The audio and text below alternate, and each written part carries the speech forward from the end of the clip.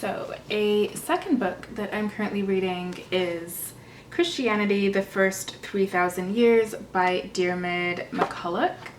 I came across this author a number of years ago. He worked with the BBC and put together a documentary based on this book, which is excellent if you are at all interested in this topic. So one area that I'm very interested in exploring in this book is the Roman Catholic Church, the history of the Pope and the papacy. So this fusion of political power along with religion I find to be very fascinating. I also am very interested in understanding more about the Reformation. So Martin Luther, his critiques of Catholicism, and then the split that you have between the Catholic Church and then Christianity, Protestantism, whatever one wants to call it. So that's an area I also am not particularly well versed in, and I have been wanting to really understand it on a much deeper level.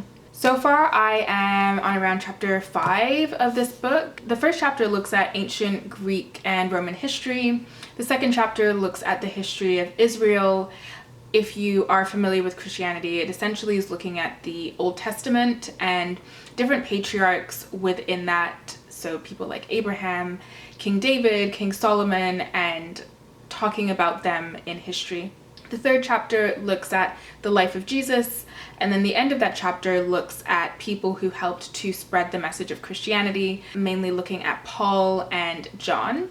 And then chapter 4 is where I kind of got a little bit lost. It was a little bit less interesting, looking at the spread of Christianity and then looking at different heresies. So we're looking at Gnosticism in quite a bit of detail. I would say that even though this is a very large book, it is extremely superficial, so it doesn't really go into a lot of detail, and I actually would say it doesn't have as many notes as I expected. For me, I plan to look at the end notes for each chapter and look at those books, and those probably are going to be books that get into the level of detail that I am looking for. Another thing I'll mention is that MacCulloch is not Christian, and it's quite clear from reading this that he is quite cynical and quite critical of Christianity. For some people, they might not like that. I was looking for a book written by a non-Christian because I just felt like they were going to be a little bit more critical of certain things that maybe don't quite add up or are a little bit flawed, which I think a lot of Christian authors will tend to just gloss over. Definitely is a good starting point if you are interested in this topic.